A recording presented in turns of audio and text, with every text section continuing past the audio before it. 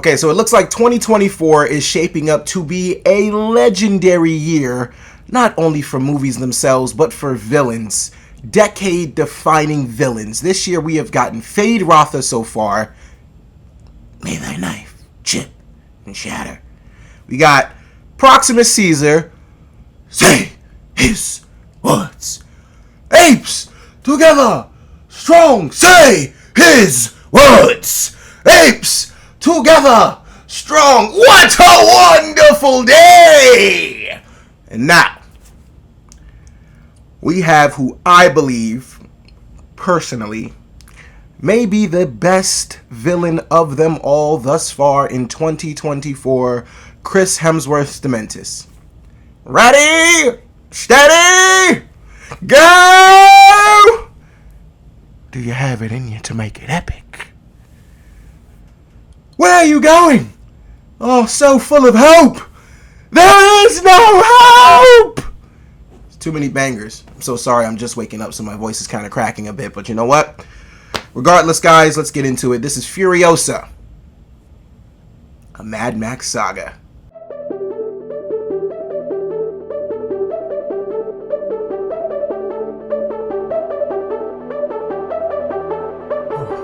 Hey guys, it's your guy in the chair here, and look, this is my review of Furiosa, a Mad Max saga starring Anya Taylor-Joy, Chris Hemsworth, I believe her name is Aaliyah Brown, and Tom Burke, and it was directed by George Miller himself, because who else would be able to create madness as well as George Miller? But basically our plot follows the origins of Furiosa as she grows up in her paradise land, and then of course she is taken away by bikers and essentially taken off into this world where she is away from her family, and she essentially starts this path where she is hell-bent and dedicated to get back home by any means necessary. And that is honestly the best way I'm going to describe that plot, just because it's truly that simple.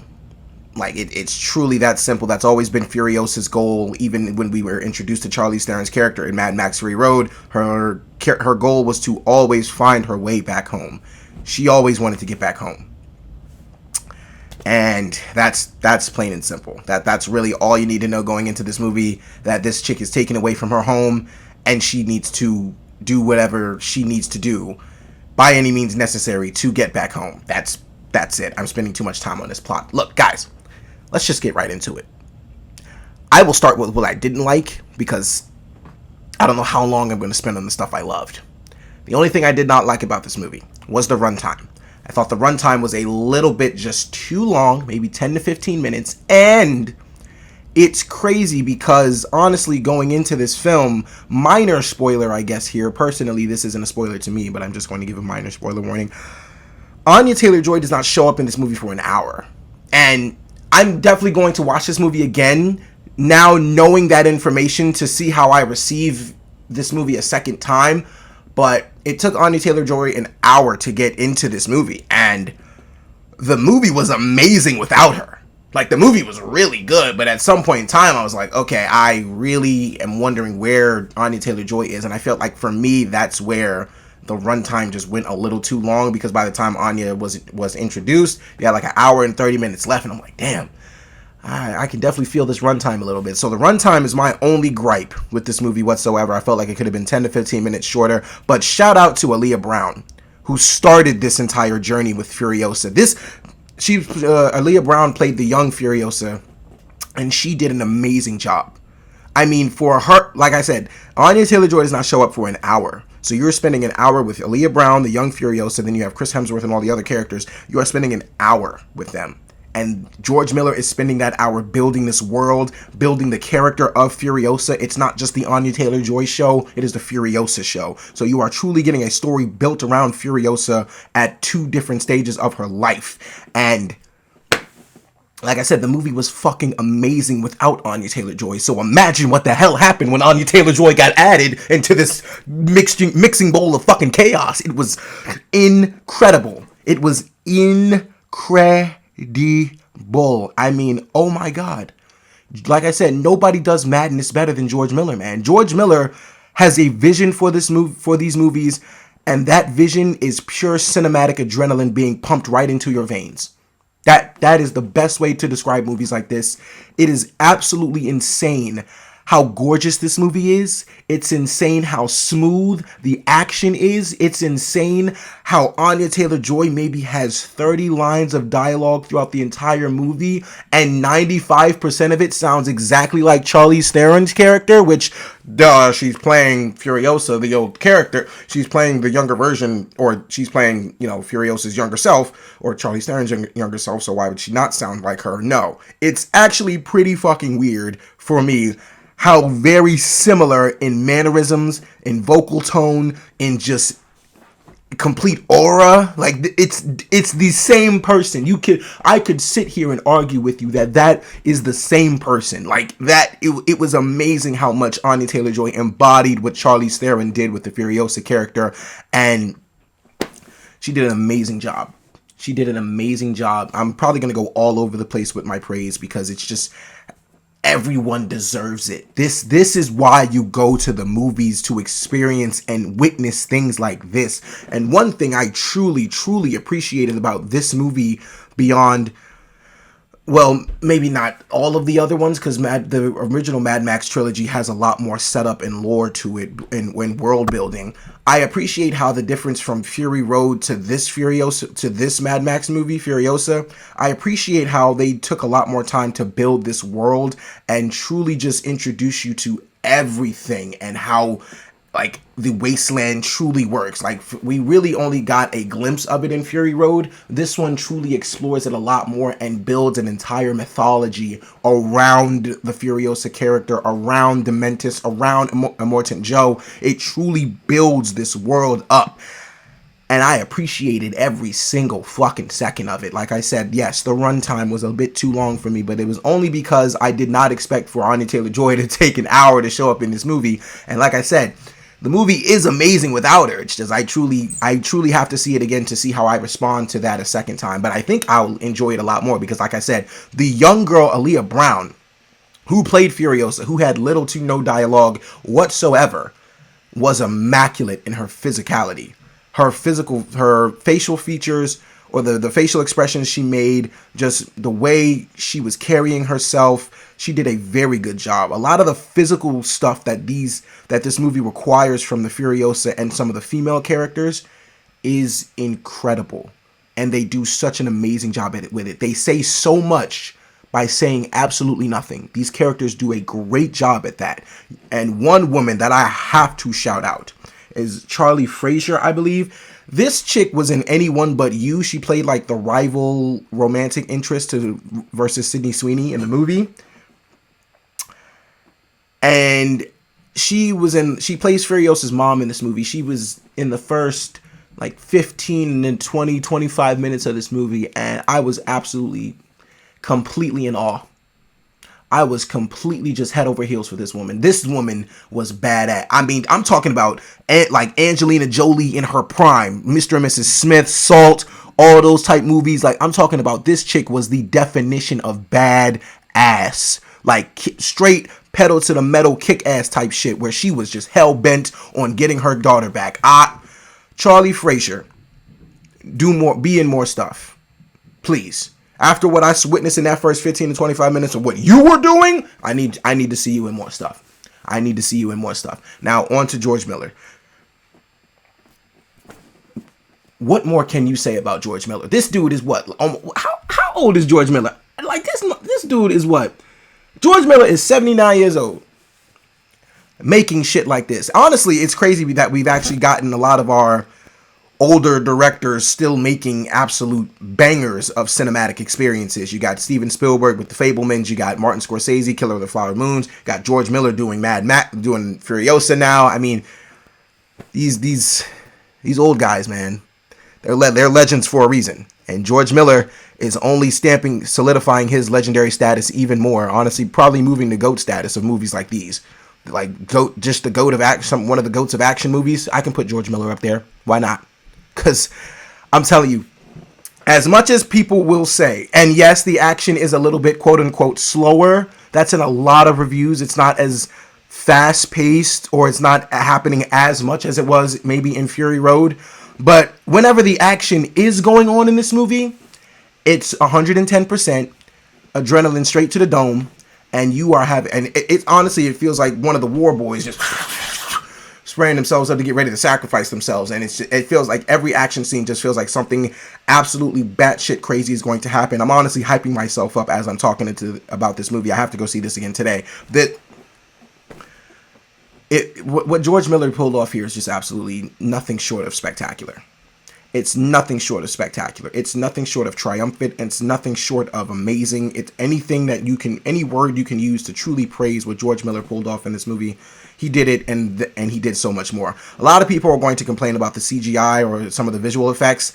Personally, yes, some of them do stand out, but honestly, it didn't bother me as much. Like, some stuff I did notice, I was like, oh, felt like it was a little out of place here. But personally, everything else looks so fucking gorgeous. I'm personally thinking he did it on purpose. I'm gonna just play devil's advocate and just say, yeah, I think he was just doing that on purpose. I think he knew. I think if George Miller can make the gorgeous cinematography shots that he made, well, he wasn't in charge of cinematography, but if George Miller can make a lot of the gorgeous shots that he was making throughout this movie and making the movie as beautiful as it was, I think the visual effects stuff, he just did that on purpose. Like, I can't watch something as beautiful as Chris Hemsworth get all that red on him from a flare gun, and then the next scene see a visual effect of a war boy standing behind what looks like a green screen, and then I'm like, I think he's doing that. Like, I think he didn't mean to do that. No, I think he had complete control over all of his decisions in this movie,